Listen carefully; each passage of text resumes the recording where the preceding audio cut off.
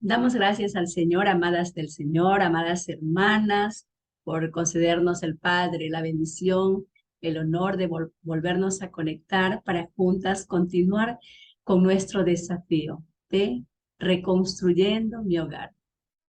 En el desafío 30, Dios nos mostró por medio de Génesis 2:24 su diseño original para el funcionamiento correcto del matrimonio.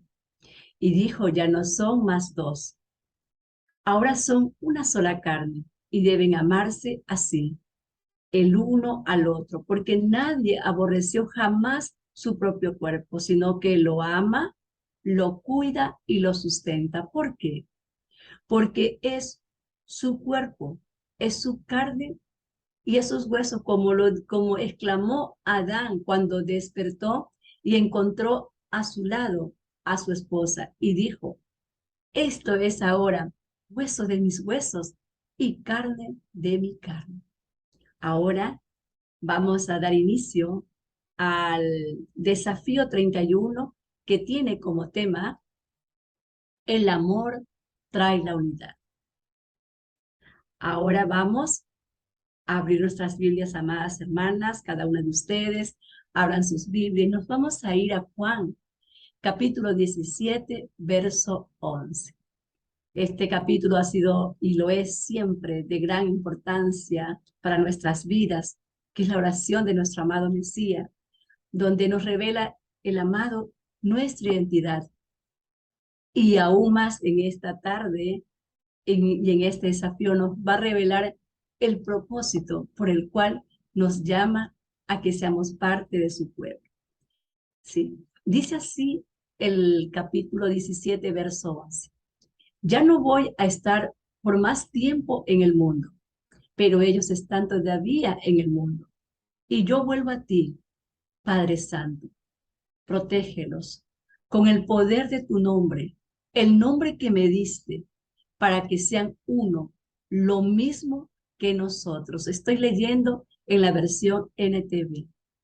Algo asombroso de la Biblia es la manera en la que está unida con temas coherentes en todo su contenido desde el principio al fin, es decir, desde Génesis hasta Apocalipsis. Aunque se escribió en un periodo aproximadamente de 1600 años y fue compuesta por más de 40 escritores de distintos trasfondos y con distintos niveles de habilidad, Dios la inspiró en forma soberana, con una voz unida. Y hoy sigue hablándonos. Hoy sigue hablando a través de ella sin salirse del mensaje. El mensaje de unidad, de unión y de homogeneidad. Estos son los distintivos inquebrantables de nuestro Dios. Desde el principio de los tiempos vemos su unidad, la unidad del Padre y el Hijo. Como lo dijo nuestro amado Mesías en Juan capítulo 10, verso 30, dijo, yo y el Padre, uno somos. Y también continuamos leyendo la oración de nuestro amado Mesías en Juan 17, verso 23, que dice, yo en ellos y tú en mí. Permite que alcancen la perfección en la unidad y así el mundo conozca que tú me enviaste y que los has amado a ellos tal como me has amado a mí. Aquí podemos ver algo muy importante, lo que dice nuestro amado Mesías en su oración. Dice aquí, permite que alcancen la perfección en la unidad. ¿Para qué? La respuesta la encontramos en el verso 11, para que sean uno, lo mismo que nosotros. Y cuando nos habla en Génesis capítulo 2, verso 24, que dice, por tanto el hombre dejará a su padre y a su madre y se unirá a su mujer y los dos serán una sola carne. Está hablando de esta unidad, una sola carne. Aquí vemos en Génesis, vemos ese mismo enfoque de unidad. Dios el Hijo, en su unidad, están revelando cómo es el verdadero diseño del matrimonio. Así que dijo nuestro amado Mesías también, lo recalcó en Mateo capítulo 16, verso 9, dijo, ya no son más dos, sino una sola carne. una sola carne, como, como nuestro amado Mesías y el Padre. Y esto lo vemos también, lo vemos en Colosenses capítulo 1, verso 15, cuando dice, Él es la imagen del Dios invisible, el primogénito de toda creación. Él es la imagen del Dios invisible. Y luego lo vemos también en Hebreos capítulo 1, verso 3, que dice, y esto lo estoy leyendo en la versión TLA porque me impactó mucho este versículo, lo veo más claro para poderlo interpretar. Dice, el Hijo de Dios nos muestra el poder de la grandeza de su Padre. El Hijo de Dios es igual en todo a su Padre y con su gran poder hace que el universo siga existiendo. El Hijo de Dios logró que Dios nos perdonara nuestros pecados y después subió al cielo para sentarse a la derecha del trono de su Padre.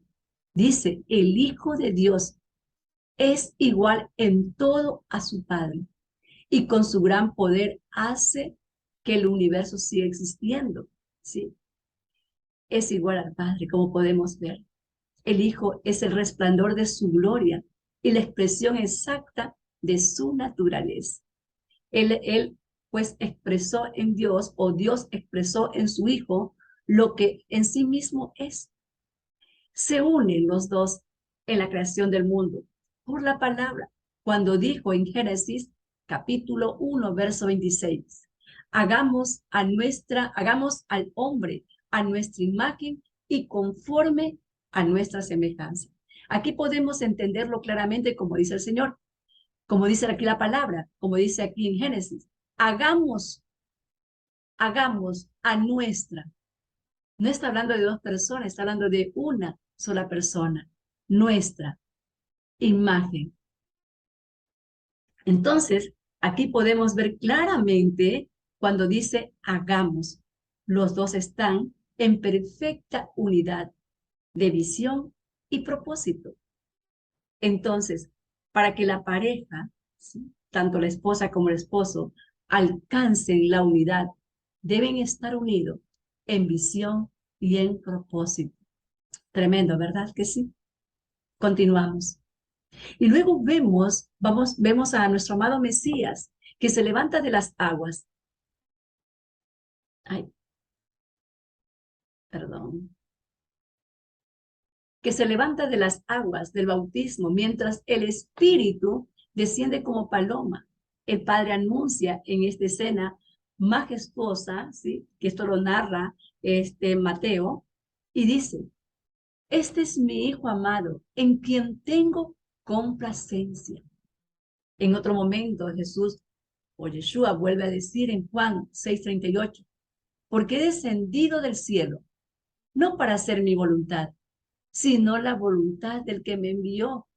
Y en el verso 37 dice, todo lo que el Padre me da, vendrá a mí, y al que a mí viene, no le echo afuera. El que viene a mí, yo no le echo afuera. Ese es el deseo, sí, de responder las oraciones de sus seguidores. Jesús quiere responder, pero ¿cuál es la causa por la cual Yeshua, quiere responder a nuestras oraciones? Bueno, la respuesta la encontramos en Juan 4:13, que dice, todo lo que pediréis al Padre en mi nombre lo haré, para que el Padre sea glorificado en el Hijo. Esta es la respuesta. El Señor escucha nuestras oraciones. Todo lo que viene a Él, dice que Él no le echa afuera, porque todo lo que viene a Él se lo da su Padre, que tienen un mismo sentir, un mismo sentimiento, un mismo propósito. Y luego Él no le echa afuera, y cuando clamemos a Él en el nombre del Padre, dice que Él lo va a hacer. Y si le pedimos en su nombre también, y el propósito es para que el Padre sea glorificado en su Hijo. Porque nadie conoce los pensamientos de Dios, sino el Espíritu. El Espíritu del Mesías, como también nos dice el apóstol Pablo en 2 Corintios 2:11, dice, porque ¿quién de los hombres sabe todas las cosas del hombre, sino el Espíritu del hombre que está en él? Así tampoco nadie conoció las cosas de Dios, sino el Espíritu de Dios. Entonces aquí podemos ver que el padre y el hijo tienen una unión impecable. Se sirven, se aman, se honran, porque son iguales, porque están unidos en una misma deidad. Se gozan cuando uno recibe alabanza, aunque son distintos, son uno indivisible.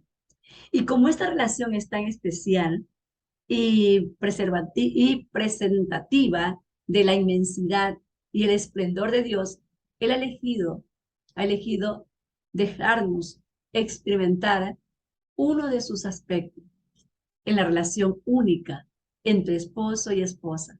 Dos personas distintas que se unen espiritualmente en una sola carne, como dice Génesis 2:24. Por tanto, dejará el hombre a su padre y a su madre, se unirá a su mujer y serán una sola carne. Por tanto, lo volvió a recalcar nuestro amado Mesías, y esto lo narra Marcos, capítulo 10, verso 9. Por tanto, lo que Dios juntó, no lo separe el hombre. De hecho, este misterio es tan imperioso y el amor entre los esposos está tan ligado y completo que Dios usa la imagen del matrimonio para explicar su amor a la iglesia. La iglesia, la novia, se siente sumamente honrada cuando se alaba y se celebra a su Salvador, Cristo el novio. ¿Quién se ha entregado por ella? Sí, Cristo se entregó por su esposa, se entregó por ella. Se siente realmente honrado cuando la ve, como una iglesia radiante, sin mancha, sin arruga, ni ninguna otra imperfección, sino santa e intachable, como lo vemos en Efesios capítulo 5, verso 27. Entonces, tanto Jesús como la iglesia se aman y se honran mutuamente. Así deben los esposos amarse y honrarse mutuamente. Eso es lo hermoso de la unidad, que ninguno busca su propio beneficio, sino que la de su compañero. Aquí tenemos unas preguntas que vamos a analizarlas muy despacito, ¿sí? Primera pregunta, ¿qué sucedería en tu matrimonio si te dedicaras a amar, honrar y servir a tu esposo en todas las cosas? ¿Qué puede suceder? Yo sé que tú tienes la respuesta ya. Otra pregunta, ¿qué pasaría si decidieras que vale la pena cada sacrificio y expresión de amor que puedas hacer para conservar tu unidad con tu marido? Otra pregunta, ¿qué cambiaría en tu hogar si adoptaras este enfoque en la relación cada día? Otra pregunta, ¿qué sucedería si te propusieras como misión hacer todo lo posible para fomentar la unidad de tu corazón con tu esposo?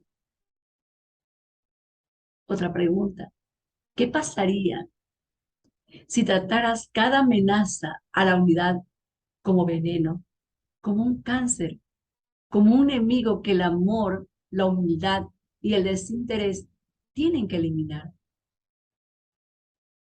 ¿Qué pasaría si tú eliminas el resentimiento, eliminas el orgullo, eliminas la falta de perdón? ¿Qué es eso?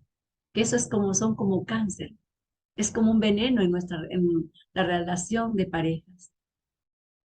Otra la pregunta y la última, ¿en qué se transformaría tu matrimonio si nunca más estuviera dispuesta a que se destruyera la unidad entre ustedes? La unidad de Dios Padre y Dios Hijo desde antes del inicio de la historia y proyectándose hacia el futuro es la evidencia del poder de la unidad. Es irrompible, no tiene fin y es la misma realidad espiritual que se mimetiza en la forma de tu hogar y tu dirección.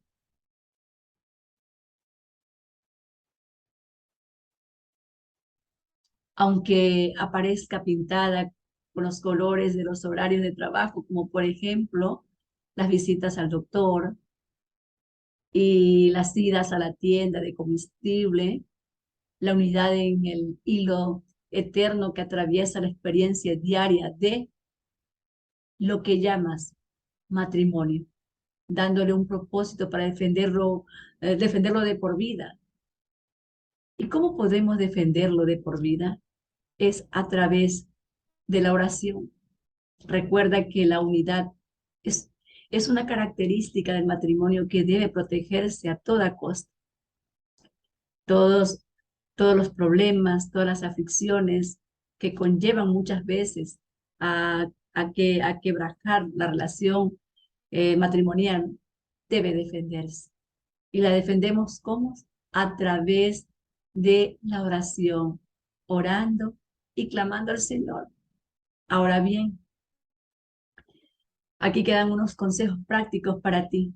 Por lo tanto, ama a esta persona que forma parte de tu cuerpo, tanto como a ti. Ya no son más dos, ahora son una sola carne, están en una unidad. Él es carne de tu carne y huesos de tus huesos. Sirve a esta persona cuyas necesidades no pueden separarse de las tuyas. Tu deseo es el deseo de tu marido.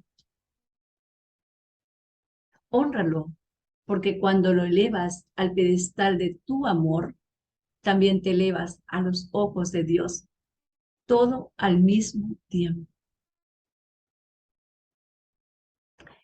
Y bueno, hasta aquí llega este desafío corto, pero yo creo que muy profundo para meditarlo durante toda la semana.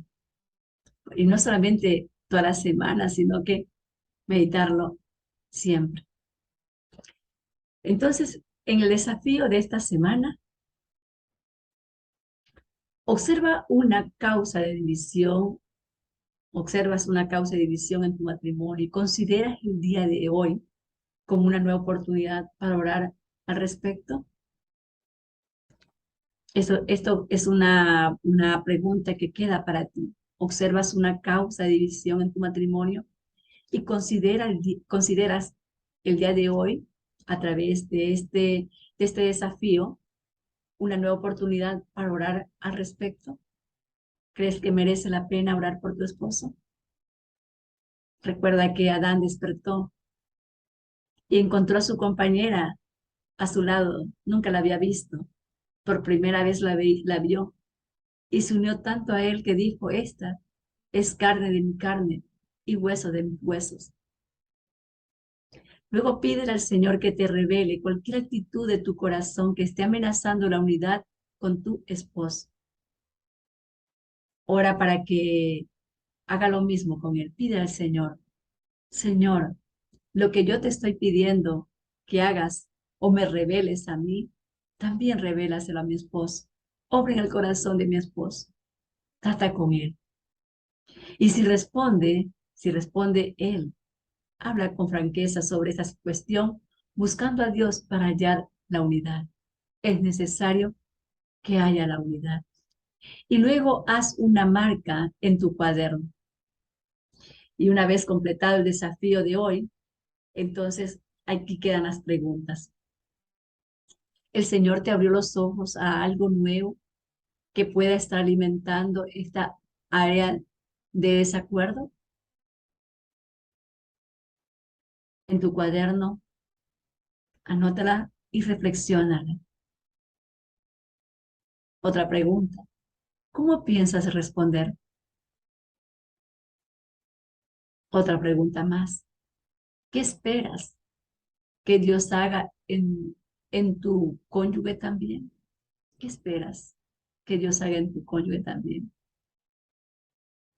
Recuerda que el Señor nos llama a creerle su palabra. Fe es creerle a la palabra del Señor y el propósito por el cual hemos sido llamadas a ser esposas. Esa unión tiene un propósito muy profundo de Dios. Y el propósito de Dios es la unidad, como dijo nuestro amado Mesías. Así como El Padre y yo uno solo somos. Y quedamos con un versículo más para memorizar. Y lo encontramos este versículo en Deuteronomio capítulo 6, verso 4, que dice: el Señor es nuestro Dios, el Señor uno es. Hasta aquí hemos llegado, amadas hermanas. Ahora vamos a orar para que el Señor nos dé esa sabiduría que necesitamos y sobre todo nos dé la capacidad de poderlo entender, porque si no lo entendemos, entonces no vamos a poder elevarnos a esa altura que el Señor quiere que nos elevemos en fe, en humildad y en esperanza para cumplir su palabra. Así que cerramos nuestros ojos y oramos. Padre, te damos gracias por tu palabra. Te damos gracias, Señor, porque una vez más has hablado en nuestro corazón. Tú conoces el corazón de estas mujeres. Tú conoces, Señor, mi corazón. Tú conoces, Señor, cómo estamos. Y sé que esta palabra ha venido con propósitos para cada una de las que estamos aquí y para todas las mujeres que van a escuchar este estudio.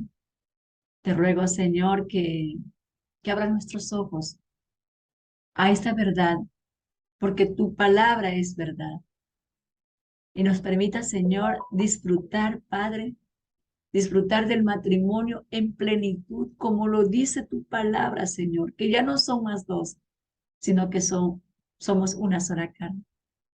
Ahora te rogamos, Señor, todas juntas, por nuestros esposos. Escucha, Señor, la oración de cada una de estas mujeres que estamos aquí delante de ti.